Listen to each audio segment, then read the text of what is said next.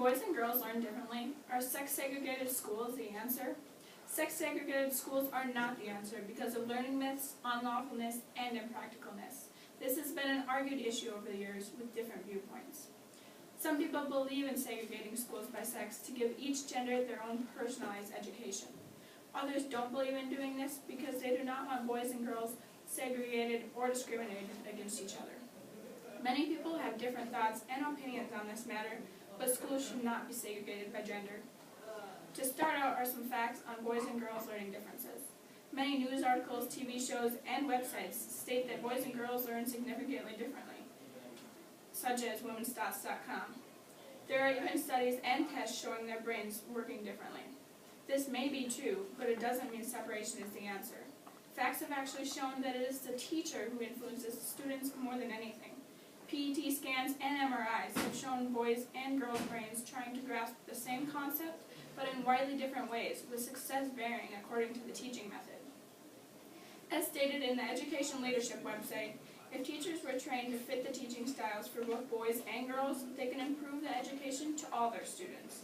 Gender training at the University of Missouri between 1998 and 2000 proved this to be true. A school in Kansas City, Edison Elementary, had tested at the bottom of 18 district elementary schools, then took gender training, later resulting in top 5, sometimes even first or second rated in the district. Edison also outscored schools statewide in every subject area, even doubling or tripling the number of students in top achievement levels. There was also a large reduction in discipline issues. It is said that girls have more of a verbal emotive way of learning, while boys are better with special abstracts and mechanical skills. This doesn't mean, however, that girls can't be involved in special mechanical classes or boys in verbally emotive ones, such as this boy and girl working together. With separation, each gender may miss out on opportunities only presented to one or the other. This doesn't quite make sense according to our laws of equality. Determining if there should be single-sex schools argues with the Title IX law. This law was first intended to end sex discrimination in education. According to feminist.org, the Title IX law does allow single-sex schools, classes, and activities today. There are, however, certain limitations and expectations.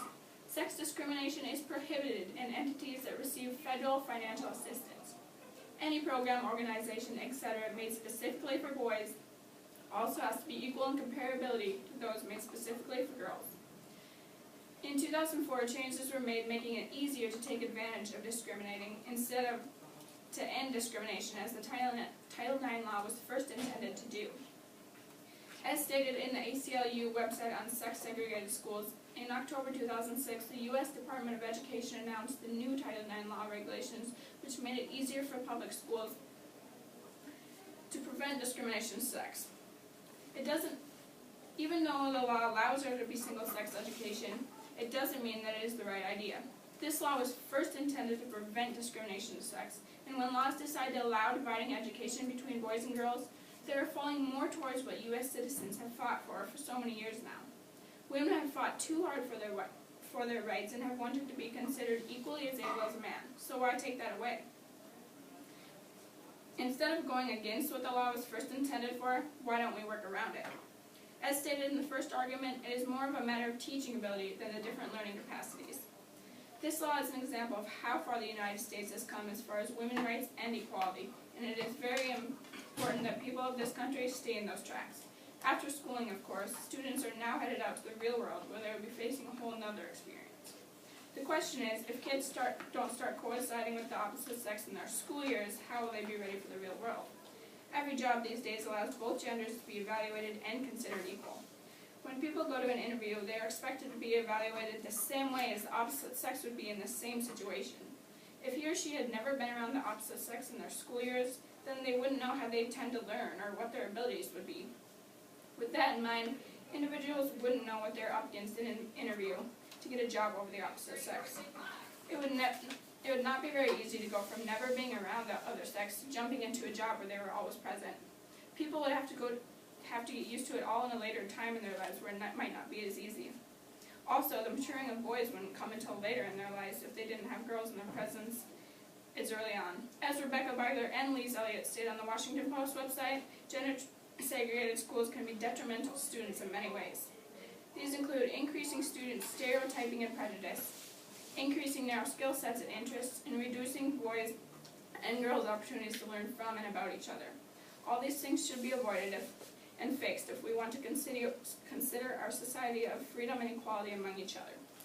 Sex-segregated schools are not the answer because of learning myths, unlawfulness, and impracticalness. Everyone should take action and believe in carrying out the society of equality that we have attained. Separating schools by gender is not the answer. It is simply just the fact that more educated teachers are needed to meet the needs of each gender.